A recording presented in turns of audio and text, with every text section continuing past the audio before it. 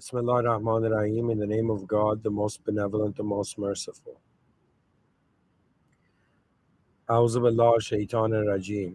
May God protect us from the cursed one and unnecessary ignorance.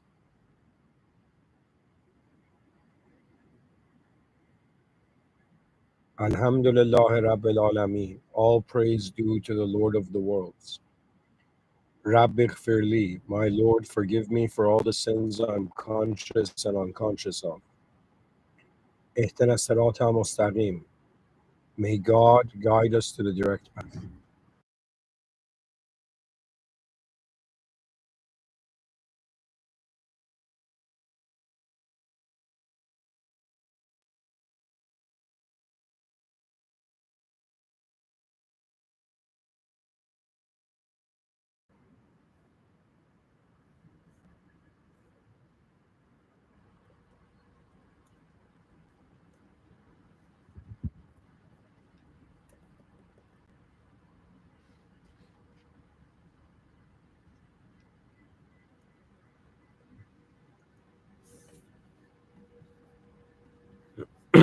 Okay.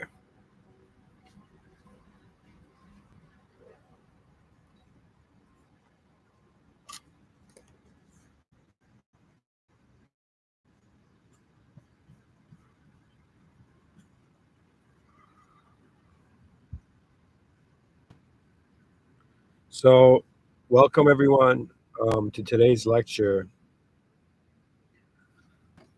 Today's lecture is about what do we make of the sentence? How does the sentence nobody knows who they are when nobody knows where they are? What do we do with that sentence? Is the aim and intention of this lecture.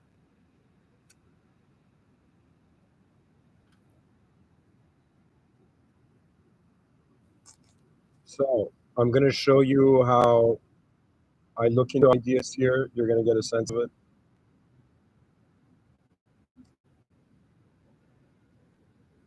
So,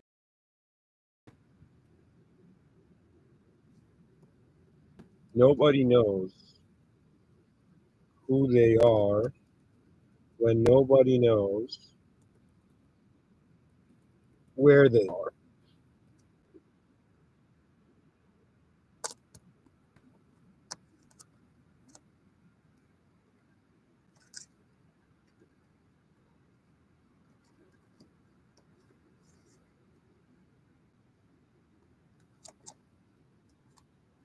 Who is the concept? Where is the context? Okay.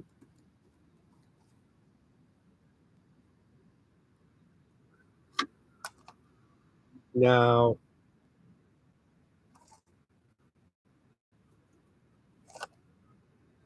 we divide the knows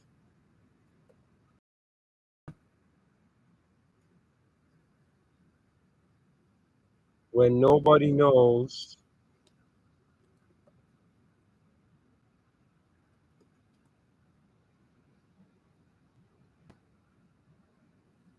okay, let's divide it like this, all right? Or we come here and we need to here before we can answer this question, we must reverse, we must um,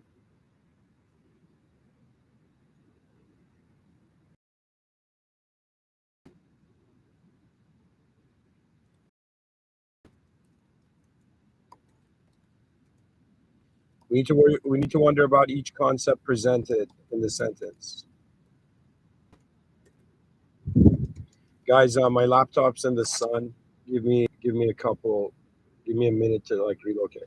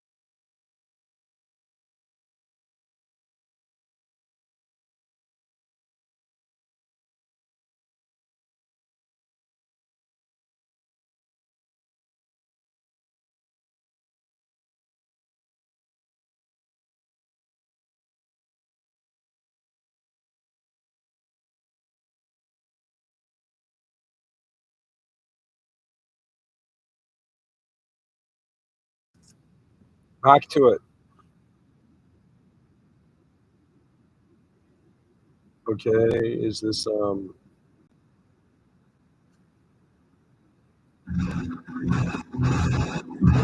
right.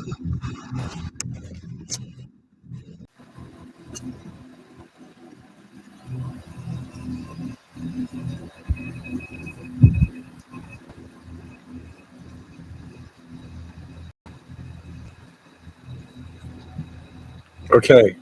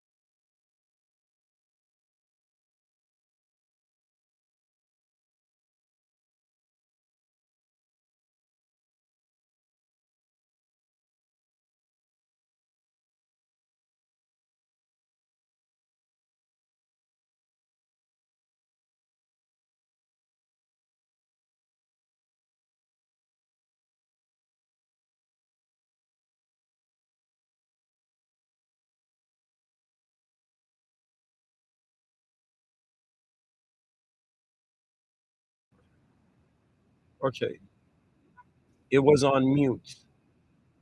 For the love of God, it was on mute.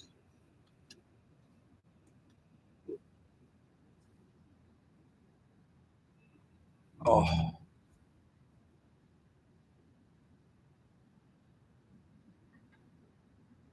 all right. I apologize for that. Pretty much, I'm deconstructing the sentence. I'm wondering about its values. Okay, I took a mathematical approach here.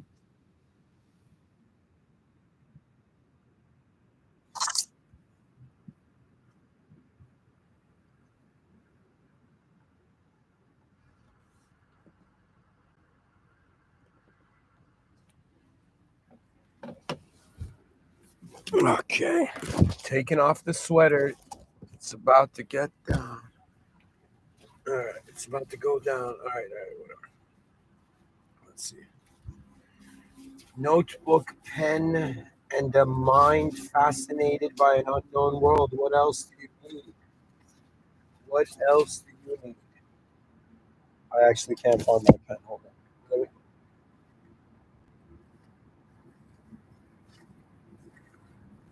Okay, there we go. So, Bismillah ar-Rahman ladies and gentlemen, it was on mute. So I'm going to try to catch up and I'm going to start over. I'm just going to start over. Okay. So what I've done is, okay, let's look at what's happening even before my notes and everything. I want to kind of like just explain to you the process. So I'm this human being going about my day, and then I'm experiencing my mind cinematically. What does that mean? That means even when I listen to people, the way I understand them and hear them and even remember what they said is that I remember it like a film. And we human beings remember films way more easier than we remember language. Okay. We train ourselves to, for example, learn language, or we're trained to learn language, but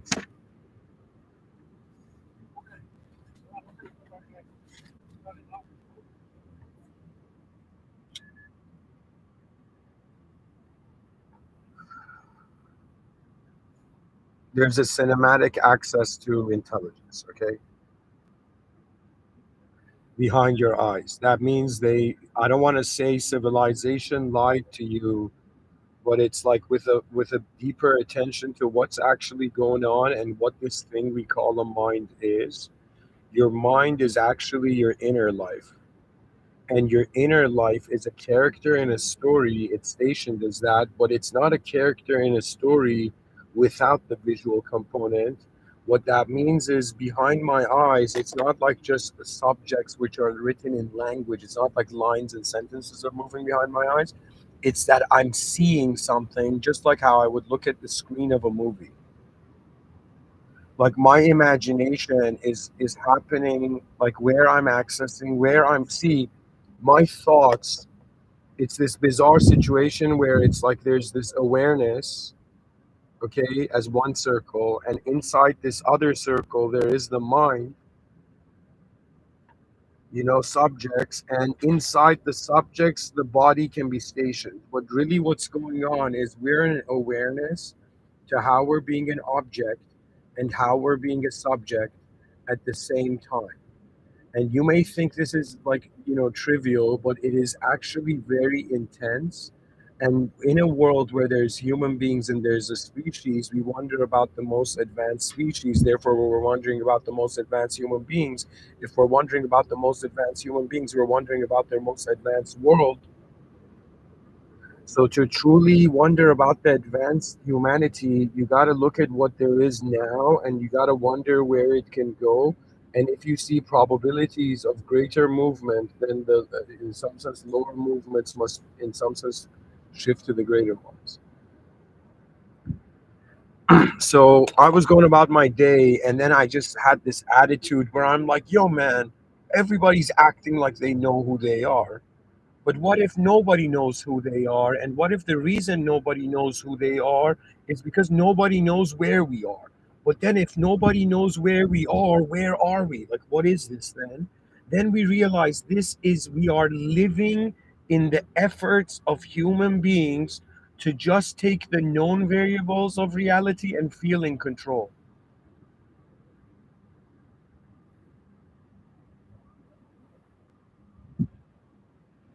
We may not realize it because we're just paying attention to our own life, but like, to be a human being in the world, that's a new experience. But the human idea has been evolving and advancing. It's as if to be a human is to be part of a species that has an antiquity.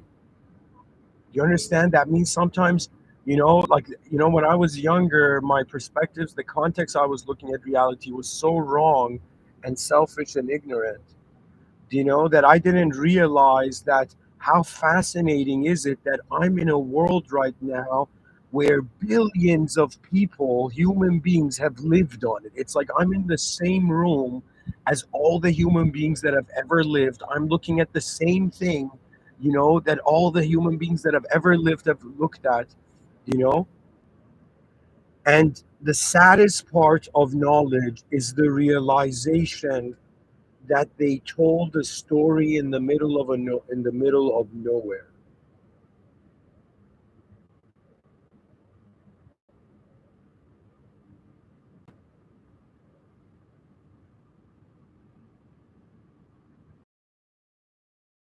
See, my whole effort is I think cinematic.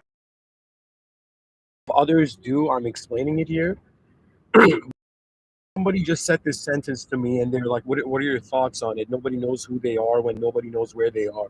I'll be like, it's one of the strangely supreme realizations you will have on this earth, where you will begin to see when you are younger, you are in some sense in awe of, how do I say it? It's like the human being is privileged to see human beings ahead of them. Okay,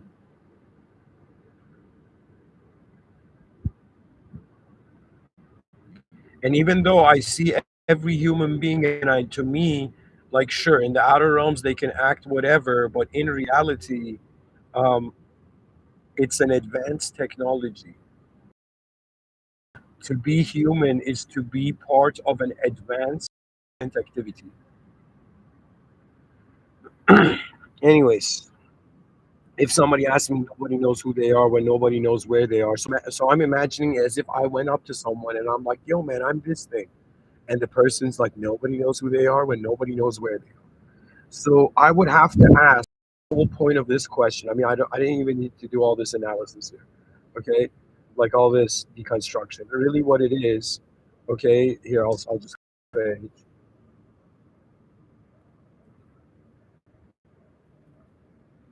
And when I said question, it's because we're wondering about it. But anyways, so nobody knows who they are when nobody knows where they are. Okay, and it's kind of like saying, it's like saying when the species hasn't figured out what reality is, what value can your personal reality have? Okay, now this is where you're not just choosing the idea of yourself, you're also choosing the plot and the storyline. You understand? What I mean by this is that if somebody asks me, who are you? I'll be like, I'm a great person. If somebody asks somebody else, they'll be like, no, man, this guy's silly. You know what I mean? And I'll be like, where has it said that greatness cannot be silly? You think Martin Luther King never laughed? You think Gandhi never laughed? You think time travelers never laugh? You know what I mean? But anyways, what I'm trying to say is that it's like you're telling yourself a story, okay? But at the same time, you're being in a story, which is the world.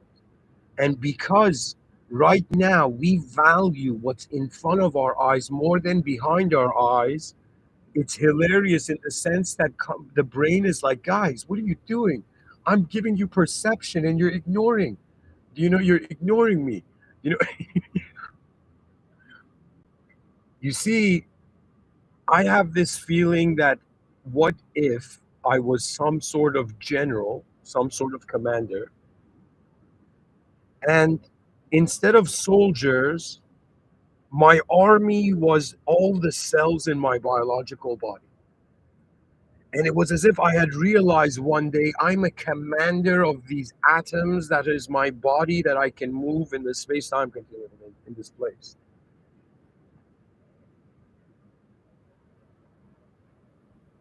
So I'm pretty much saying your relationship with yourself is a private, abstract inner event. Your relationship with the world is a public, objective event.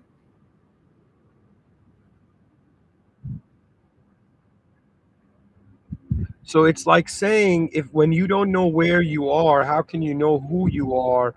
The answer is it's not that you can't know who you are, but it's like how accurate is is our ability to know who we are, right? Now, my personal inclination, because I'm Muslim, is the realization that it's not important to just know who you are, because like a video game, you haven't been designed to control what happens, how the video game happens, but you have control over how the video game happens for you and for others to some degree.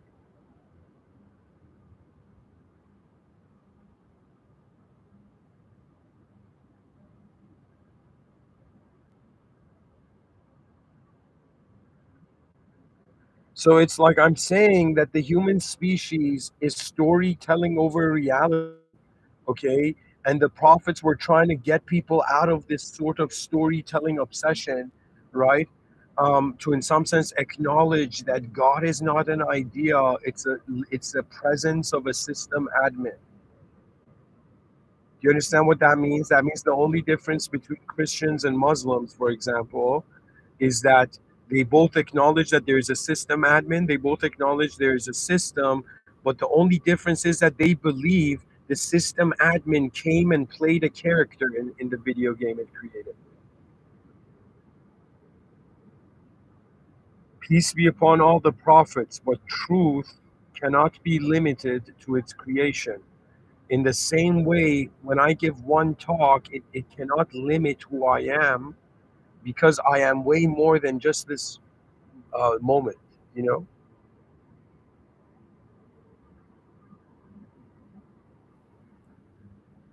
So nobody knows who they are when nobody knows where they are is saying that the species has a problem before the individual does. And it's saying that we as human beings on this planet are acting like we figured it out. We haven't figured out anything. There's storytelling, guys. And it's all limited to the imagination. That means right now, we as human beings in a world are identifying with our external objective existence as the main thing. But in actuality, in the future, more and more, they're going to learn to identify as awareness watching the object and subject at the same time.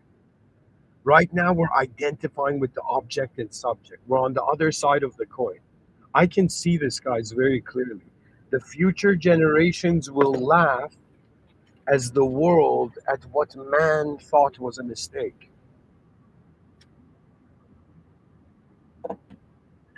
So there is a truth to the statement nobody knows who they are when nobody knows where they are.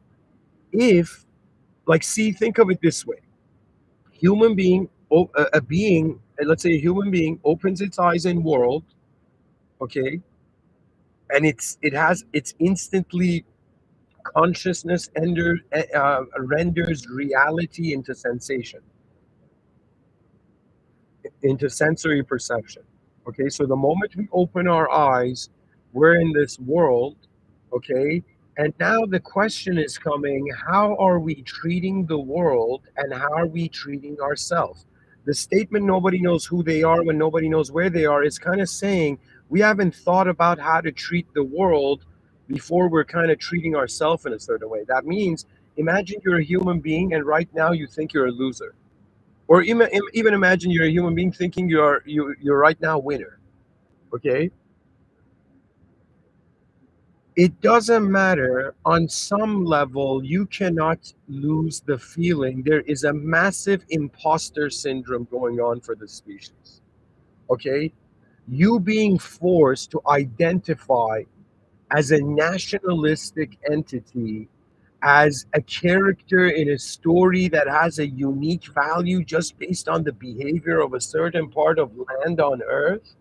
Like, excuse me, where is the advancement of humanity that saw post, that even saw post transnationalism? You know what I mean? Right now, we're identifying with the subjective characters that we think we are in an objective world that is painted by our own meaning.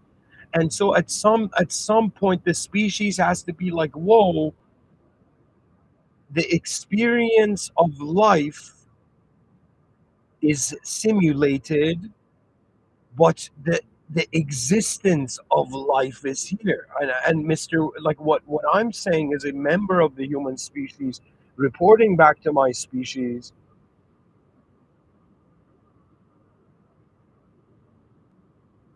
I am asking you to remember who you were before you were an idea, and you will realize you were an unknown being, and it's okay.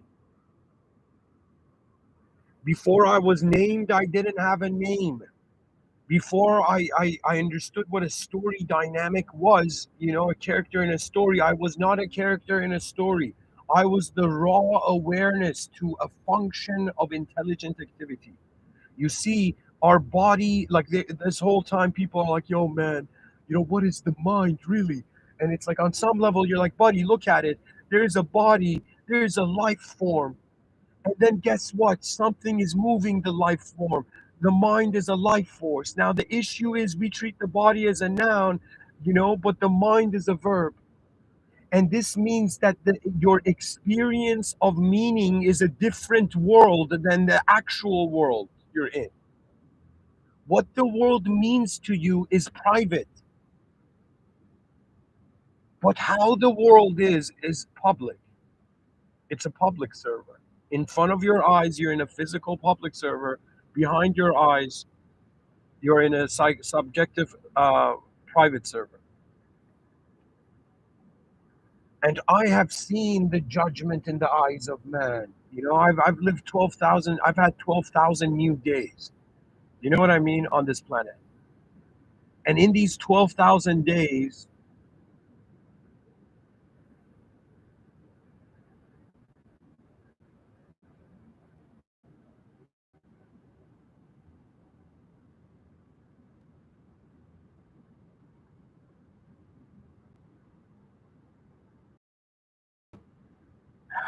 in these 12,000 days, I have seen a lot of human beings. And another way I could see that, I have witnessed the biochemical system of the organism spontaneously activate as if it's seeing something in the moment others are not. We as a human species cannot ignore this any longer. We cannot ignore that every person's DNA means they have special goggles on, and they only the goggles they have, only something that they can see. Do you understand why are human beings, why, like when you turn on the TV, all the satisfaction, okay, and the emotional satisfaction idea of love, and it's like this sad view. But unfortunately, this is the case that every soul, every human being on this planet was not loved enough. And let me tell you, this is kind of like, it is not a disadvantage. It is just a unique position. Even though my preference was to be born 400 years, if people are like, yo, man, are you a soul? I'll be like, if you're asking me if I feel I was born 400 years too soon and I should have opened my eyes in the Mecha age, you know,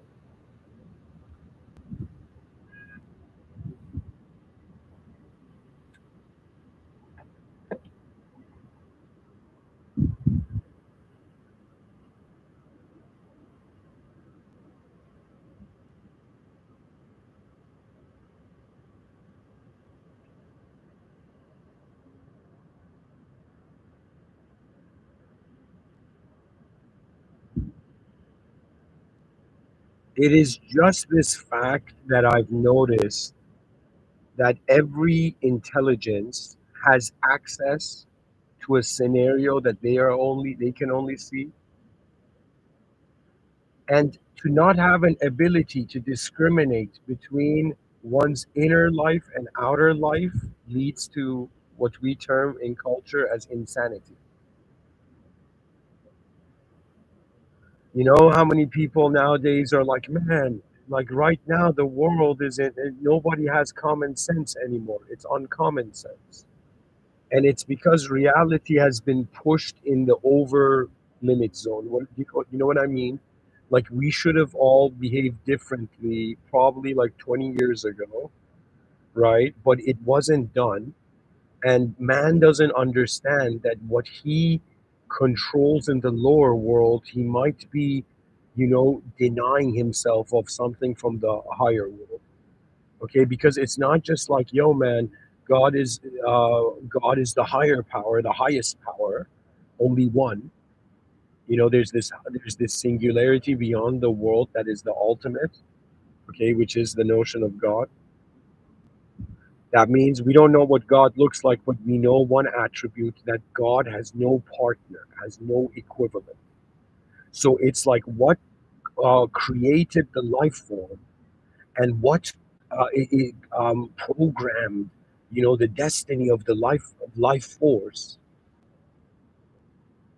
itself is the force moving it. That means, do you think I'm just a human being on earth, or am I in the sight of the ultimate, an event that is preordained? That you don't understand the weight of destiny. The weight of destiny is the realization that your free will had to lie to itself to be free. And the nature of reality is not where you accept one storyline over the others, but you usher yourself into the era of advanced communication. You become an advanced communicator, you become an advanced human being, and they ask you what is the best way, and the answer is always as far as we can see, as far as we can know. We are the human species. There is a hidden might. There is a hidden honor. It's like we're all dressed in samurai honor, but we don't, excuse me, we're all dressed in samurai armor, okay, but we don't, in some sense, know where our honor is.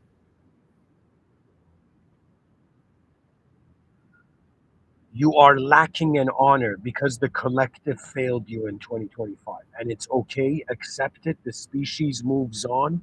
And if somebody says, Mr. Within, what do we do with all those people who want to take revenge on the past on Earth? And I will tell them, in some sense, let them know that in all the time you were spending to destroy the past was all the time you could have spent creating the future. You see, I have this attitude where I can't say it's forgiveness.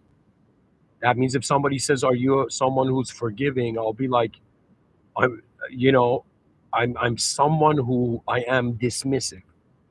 Do you know what that means? That means, instead of, like, if, like, the worst way I can treat someone, I mean, this is just common sense. The worst way a human being can be treated, it's as if they don't exist. Okay? But all of you exist, all of you have unique DNAs, and if a civilization was truly advanced, it would come and find you. Do you understand? An advanced civilization treats civilization as the accumulated efforts of advanced beings. Do you understand? That means a person could be like, yo, I'm a loser. And that's going to be like, in some sense, they're going to get fined. You know what I mean? It's like, find the person that gives energy and attention to the failure of mankind before its success. How dare you not realize the greatness of your species in the ever presence of infinite possibilities? Do you know, as a sci fi writer, how many different ways I've seen the future happen, how many different versions? And then eventually I realize, wow, It's like my body is this object in a world experiencing physical separation, physical relationship with reality, but my mind is an awareness that is aware of my body and my thoughts at the same time. And I have asked, do you understand? That means, like, if people are like, what were you afraid of when you were young? I wouldn't say when I was young, but at some point in my life, okay, this is like close nearer to half my life. At some point I started to notice I'm just sitting on it, like I'm just chilling, and a thought appears. I started to notice. I caught on to how ideas come and go. And then I realized in Zen, they're like, yo, treat your mind, like a cloudless sky, or like treat your mind like a sky, and every thought comes like a cloud and goes. And I'm like, okay, man, it's like, we don't need to, do you know what I mean? Sometimes Zen koans now appear to me as like a naked person hugging a tree. Like, okay, relax. You know,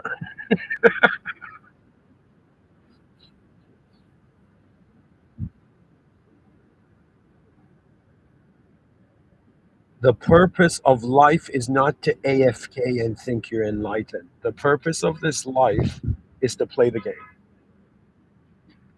And if you want a perfect game, you need to immediately realize this about the context of humanity, that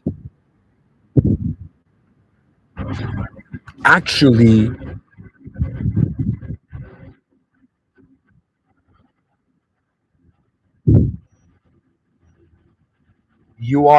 consciousness is being tested to see if it can activate potential. That means you could look at life and be like, actions are good and evil, or you can have this sort of, you know, as if you're someone who, stumbled into Plato's world of forms, and you began to see everything is geometry. And then with our own inner set of geometry, we link it to the outer geometry. So no longer, you know that object is called an object, it's called a car.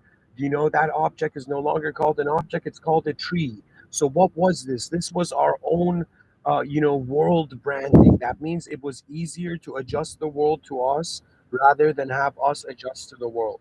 And people wonder, why are these children in like poverty stricken countries, like Superman when it comes to their willpower, right, compared to those people who've just had a luxurious life.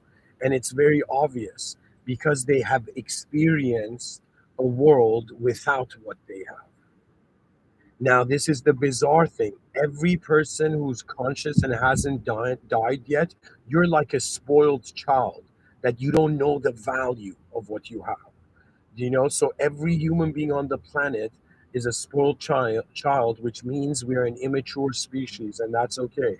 But what maturity means is to be considerate of more than just our own thoughts, our own emotions. Like, it gets boring looking at yourself after a while, and at some point you're like, what else? And then you breathe the air of the greatest scholars, the greatest minds that have ever lived, because what they forgot to tell you in the educational system, that the whole intelligent human project is about driving this vehicle, is about moving this spaceship. It's a management protocol. It is not just like existence. Do you understand? Like, what's the difference between an employee and a manager?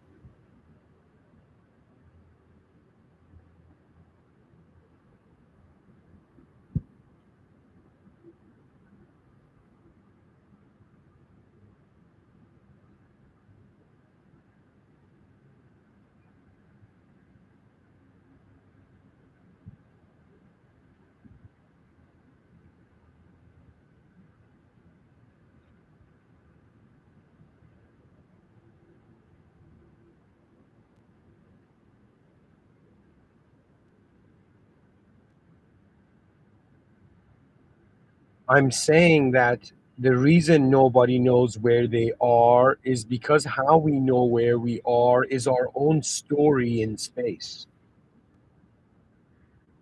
And you don't realize when you're in an empty room, a higher power is a blessing. You don't get it. People who disrespect religion, they don't understand. These are people who are acknowledging that the world is not just human beings and emptiness. Like, how dare you ignore the fact that you can look at ants and feel like a higher power and get, which means the world never belonged to man. Man in the world. How can the world even belong to the individual? It was made for man, but it doesn't mean it belongs to man. What I mean by this is that we did not create this world. And if we want to be honest, okay, we cannot actually have free will. Okay. But because we still pilot through free will, our simulation of reality is held in abstraction. So it's like asking, how do you know who you are? And you're like, okay, I know who I am based as a concept based on where I am, the context. So I'm saying the context, it's like saying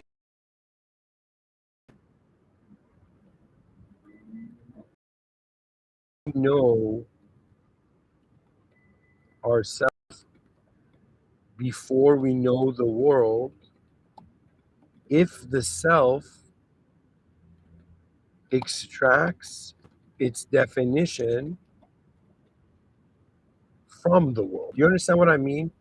Human beings, because they are conscious, immediate action of consciousness is contextualization. So you might think that your brain is actually creating the idea of you first, then the idea of the world, but it's the opposite. The brain caught on to what had not formulated consciously, but the point of this reality is that not only civilization is a vehicle we're all, passengers and drivers of, we're all technically passengers of, the higher power is the driver of all of it. But what I'm trying to say is we need a context to have the concept exist somewhere. So we need a world before we can have a self. Now, I'm this human being who's saying, hey guys, I do understand we need a world before we have a self. And sure, there was planet Earth way before we were born, right? So I understand that there was a physical world, a physical, biological world, you know, or let me say there was a physical world and then there's a biological aspect to this world, okay? I understand human limitations. I'm not arguing in regards to this is I can't judge my species because it's like I'm judging my own future potential.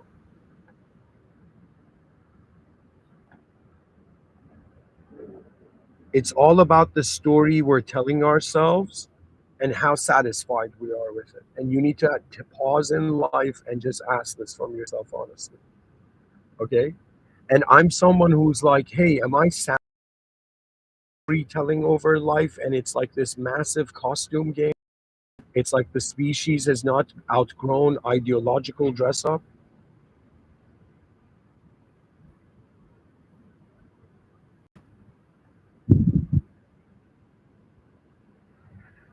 We don't know where we are because even if we know it, it's our limited perspective. So it's a very remarkable situation. It's also a very remarkable paradigm because to be alive as a human being in 2025 is like you're standing on like a bridge that is like a plus sign. Okay, and you're at the center. You're seeing the intersection of different realities of engagement. Back in the day, the further you go back in past, the world was just the world. But when you go into the future, meaning, and now the species is like, what does the world mean?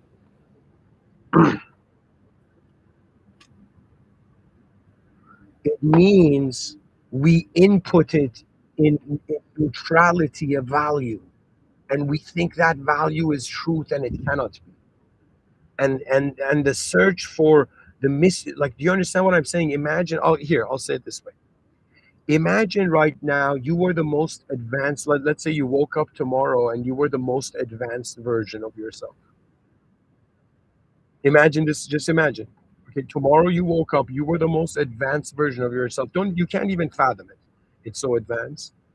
And this advanced version of you became advanced in all its individual dimensions. That means you became the ultimate, you became a person free from all problems of self. Now, after that, after you've solved all your own life's problems that associate to your biological survival, you're going to be like, okay, what's going on outside of the little world I was living in? Okay, like this is the healthiest statement, that means, I don't really care for some historic figures, because history is not always accurate. But there was this very cool story about Alexander the Great.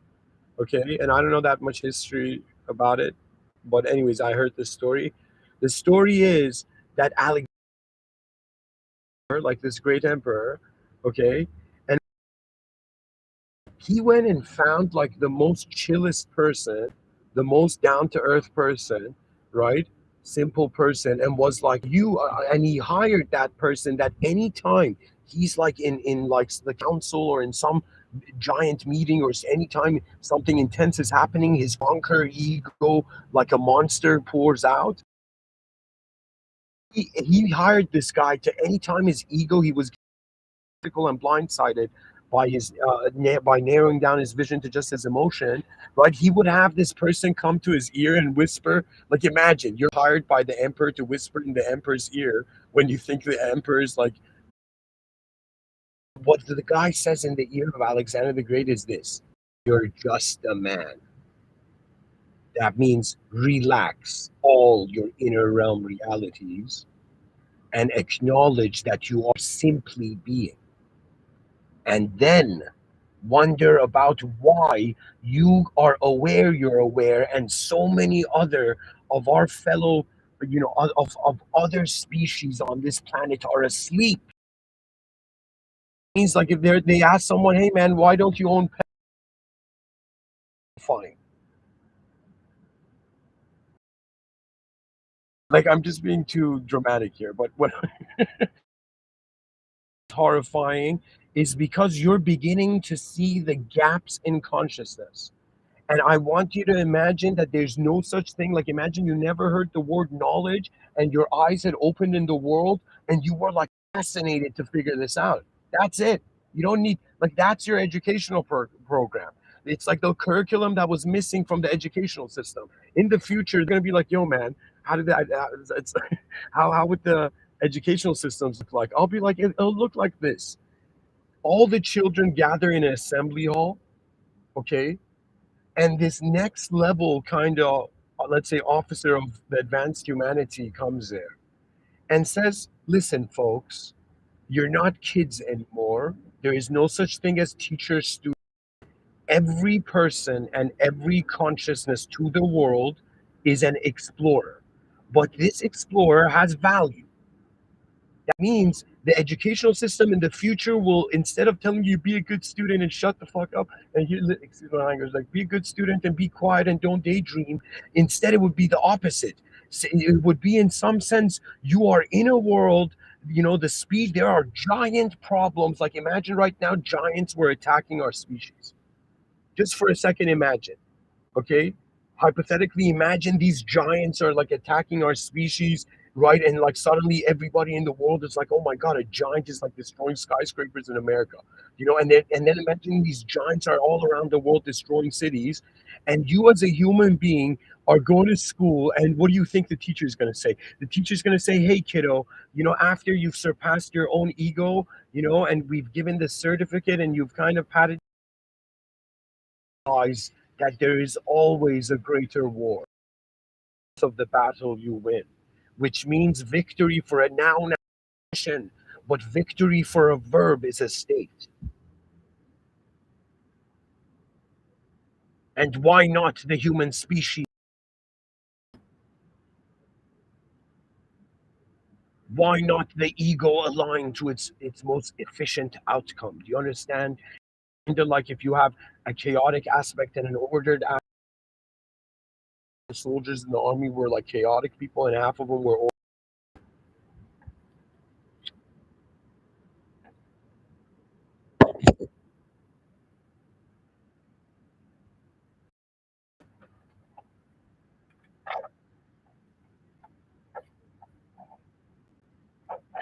You understand? That means if I had an army of, I'd be like this.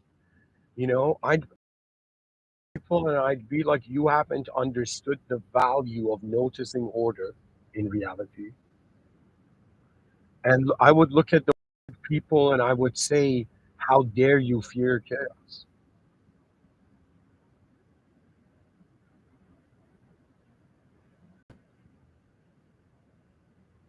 Do you know what it is? In one day in my mind, I fast forwarded reality and it appeared to me as if I was alive for just a few minutes. That means it's like if our experience was moving faster, you understand? They say as you reach the speed of light, time slows down. Why? Because there's nothing to see, yo. You know? It's like, yo, can you take a selfie when you run faster than light? It's like impossible.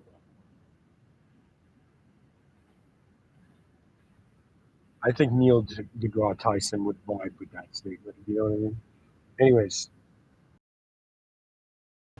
why do I care for the advancement of civilization? Because I need to know, could we do it or not?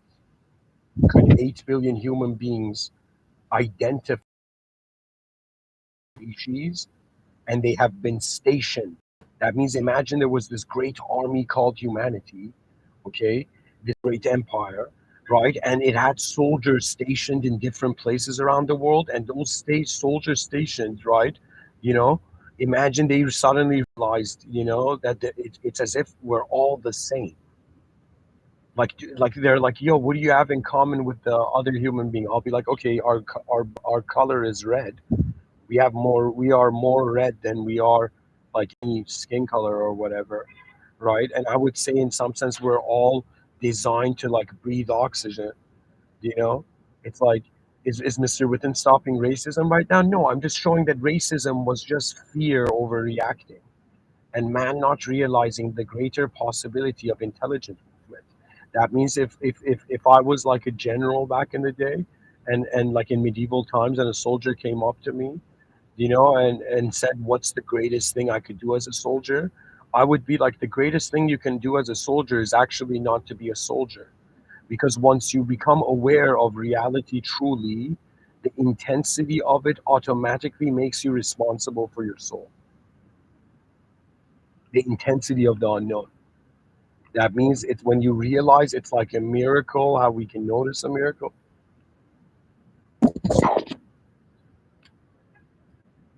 You know, there's days I'm kind of grateful that there's existence. Like it's better to be, to have a problem than for there to be nothing existing at all. Like it's cool that something's existing, and pretty much looking at this thing that's existing and moving, and we're like, what's moving it, right? And this is where we start having classifications of what does it mean to be intelligent actually in a world. Does it mean to become the intelligence of the world? For human beings, I don't think that's the destiny. We're not here to become the world, but we are here to have a relationship with the world, and how we have that relationship is important. That means you might right now have been convinced that you're just a physical entity.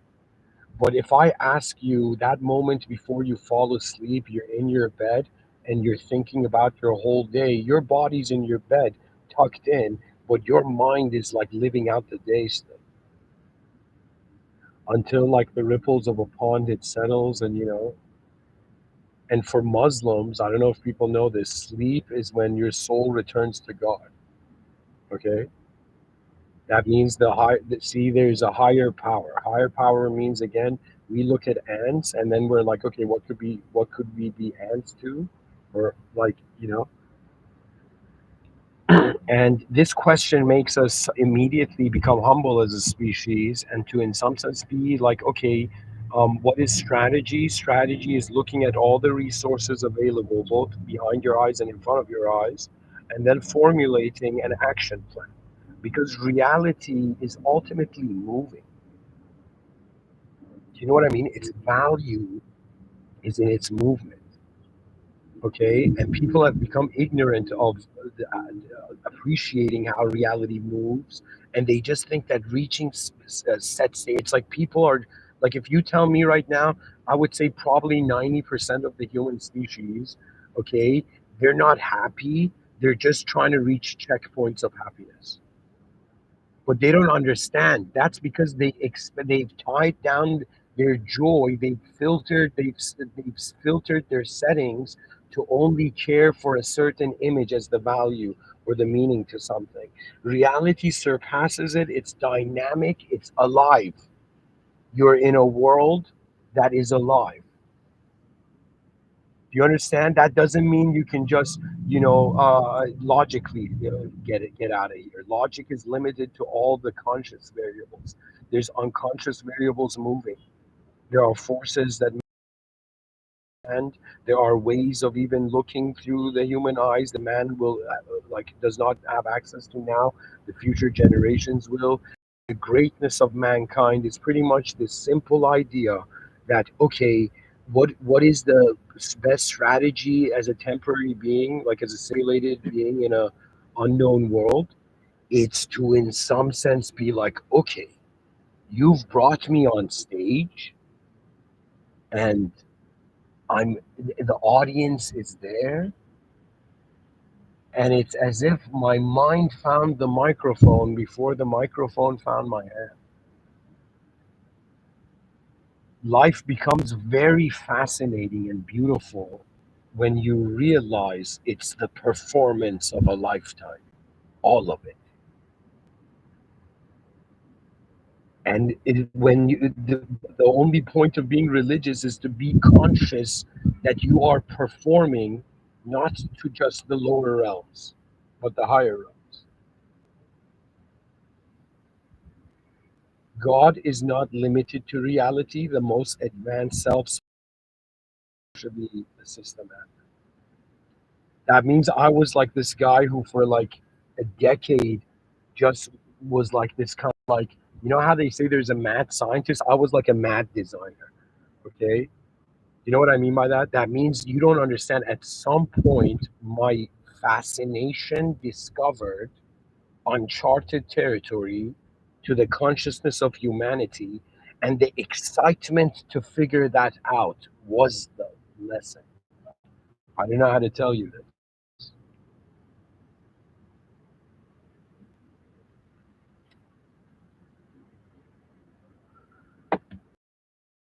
Are when nobody knows where they are. It's pretty much saying don't take life so seriously that you imprison your mind because it has to be a specific way. Why? That means what? How do we measure a verb? Impossible, because measurement itself is trying to make something into a verb into a noun.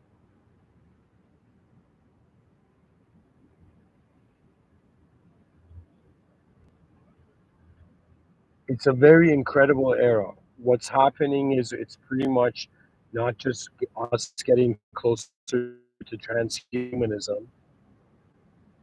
Transhumanism means technology beyond the walls of the kingdom. So when man infuses with technology, it's going to be this weird, like how you plant a tree somewhere and its roots kind of automatically adjust in whatever soil there is. It's like man's mind is going to search for meaning from man's archives.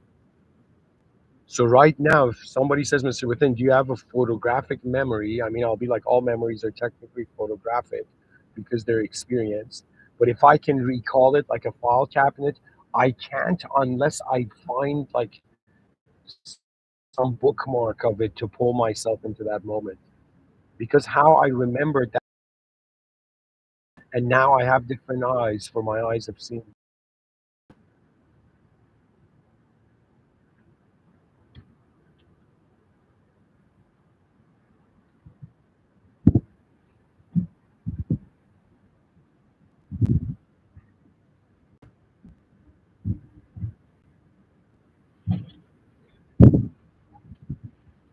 Hey, hey, man. Hey, hey, hey, man. Hey, hey. Come here.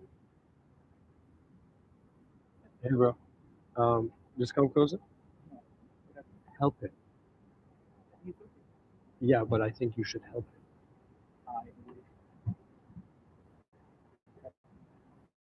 Help an old person, genius. Okay.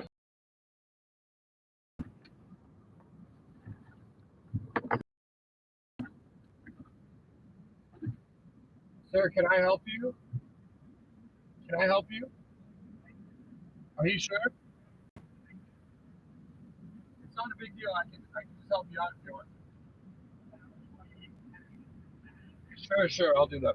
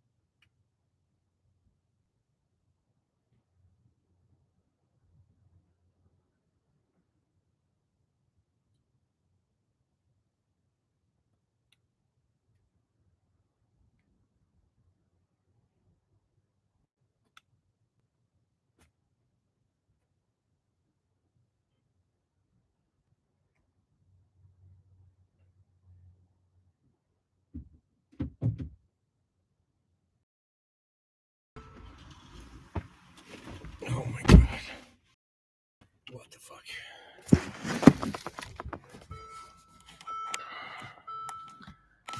Holy shit.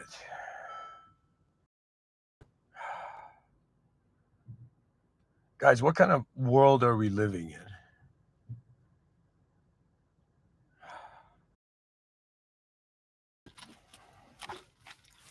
Whatever it's.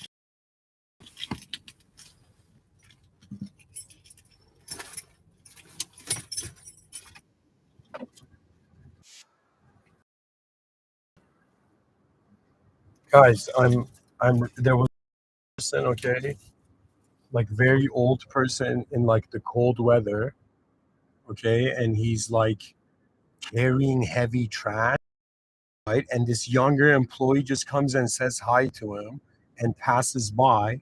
And then I tell the young employee, like, idiot, go help this man.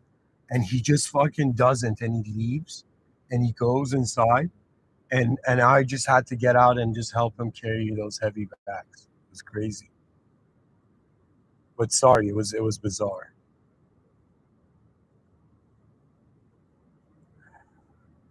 See, even though one experiences a chaotic moment, one still notices that they can still align to a better order of reality.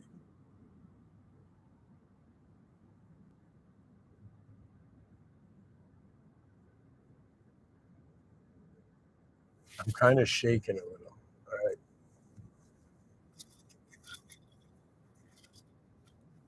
The savageness of life. You know, the ancient Greeks had this saying they would say to tame the to tame the savageness of man and make gentle the life of this world. You know, we have an immature species because the younger generations blame the past generations, and you know they're also there's moral deterioration of global morality a little. So what that means is the younger generations are they're still stuck in trying to get back to like how how do I say it.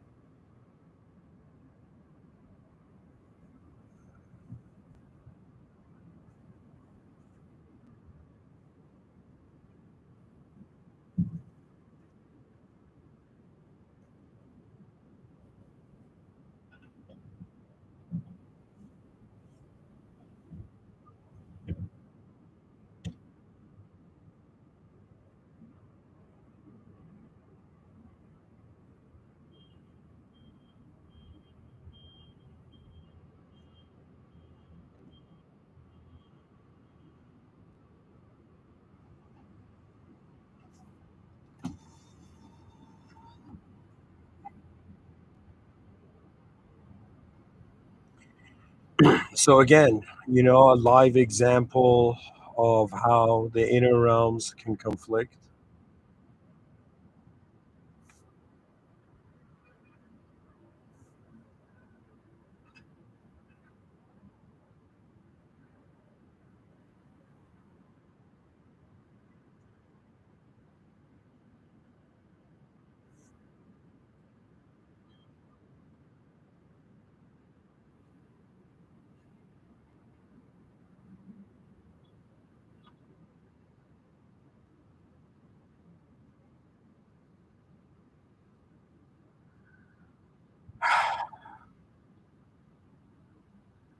Where we are is in our own world of meaning.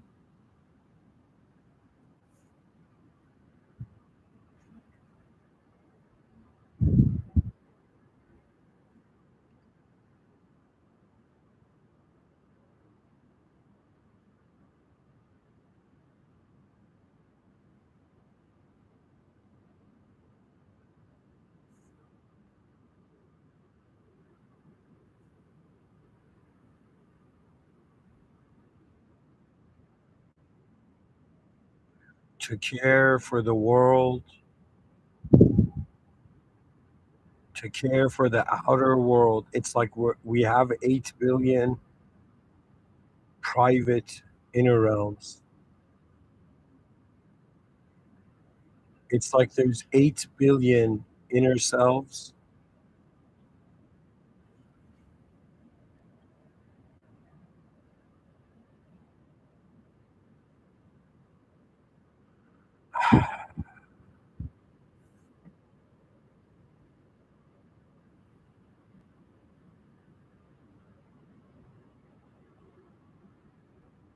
It's like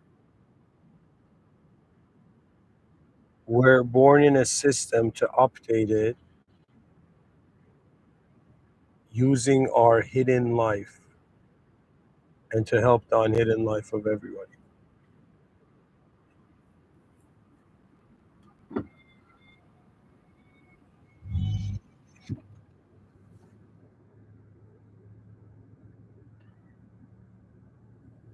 That's stuff.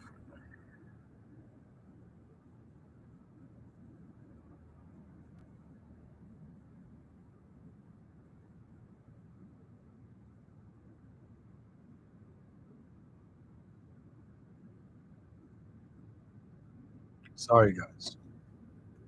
This is a strange episode. Anyways, nobody knows who they are when nobody knows where they are. When nobody knows where they are.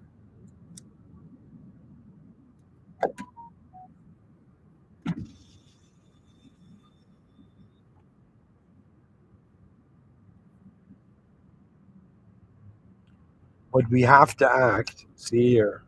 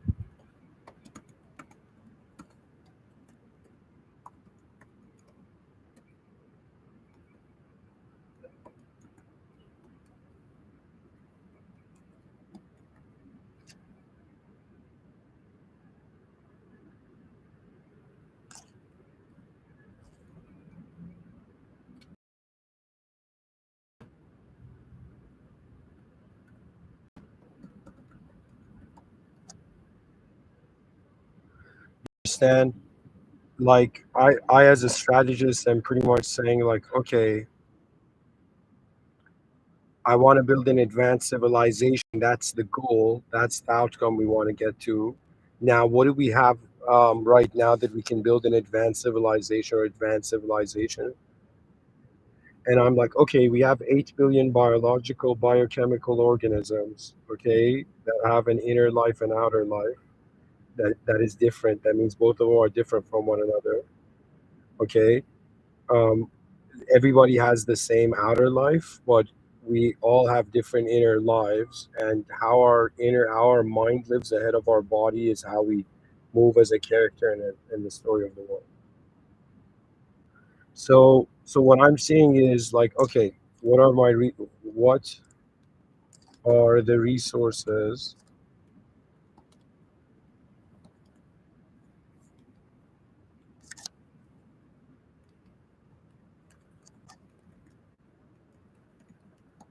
What are the resources?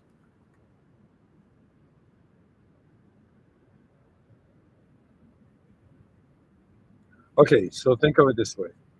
Goal, my God, goal, advanced civilization. That's our goal. Okay.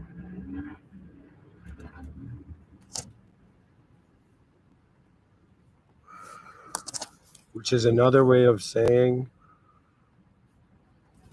it's our strategy.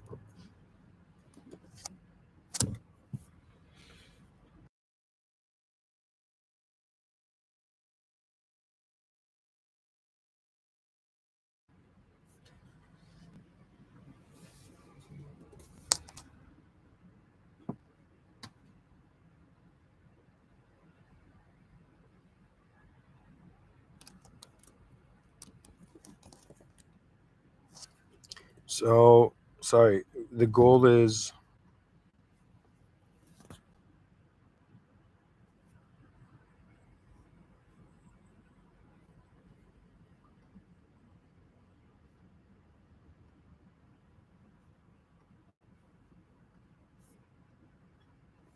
see, the goal is it's the advanced civilization. Okay. That's our, okay, let me just, whatever. Our goal is advanced then, okay, so technically our strategy goal is the advanced civilization. Then we have our tactics, and we also have our resources. Resources you need to consider even before tactics. So you have strategy, then you have resources, let's say circumstances based on common sense, and you have tactics. Okay.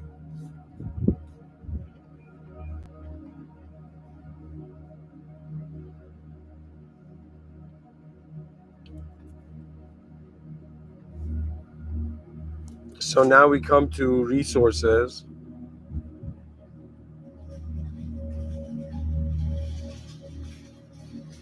and circumstances. Okay. Wait a minute. So, guys, something to just realize, this is the best definition of strategy and tactics I've ever heard in my life. Strategy is how to win the war, tactics is how to win every battle. The tactics are what.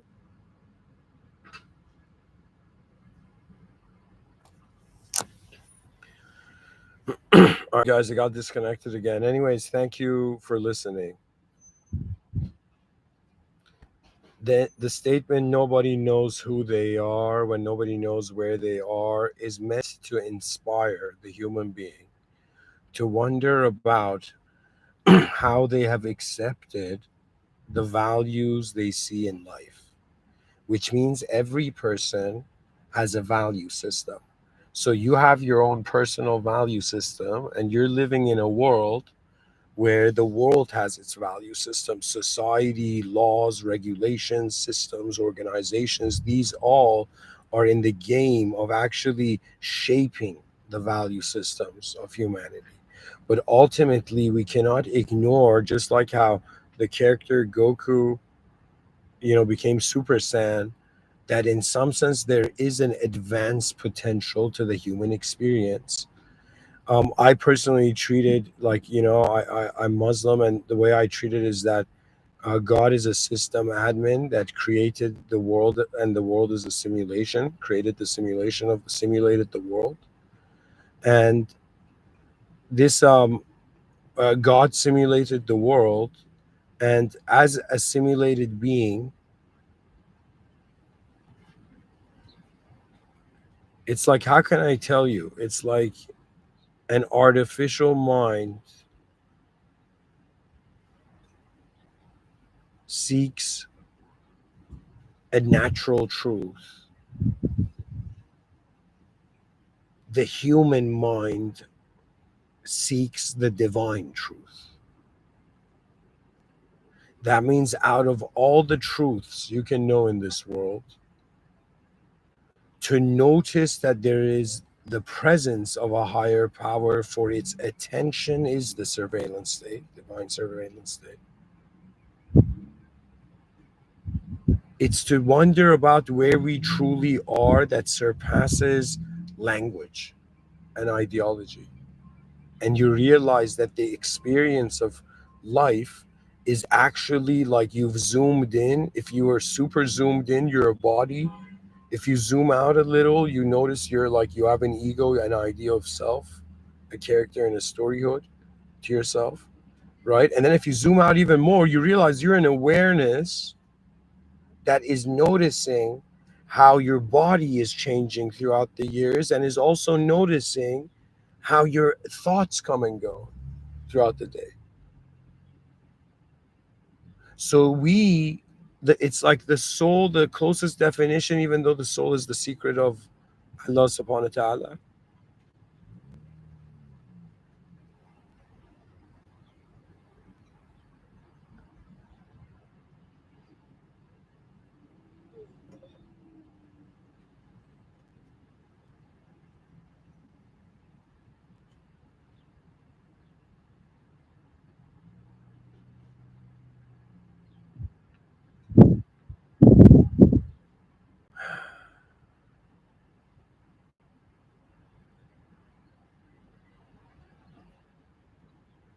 The awareness to what is happening. My body has changed. My mind has changed. My experience and emotion has changed. Yet the awareness where they've all changed is still being that awareness. It's kind of like your inner realms is kind of like, wait a minute, is the edge of my imagination me? That means the inner realms is like, if you close, like, you know how they say, yo man, my eyes are closed, I can't see it, I don't believe it. I'll be like, buddy, close your eyes and imagine yesterday. Guess what? You're still seeing something. We can if I tell you close your eyes and visualize an apple, guess what? You are seeing something while there's no light entering your eyes.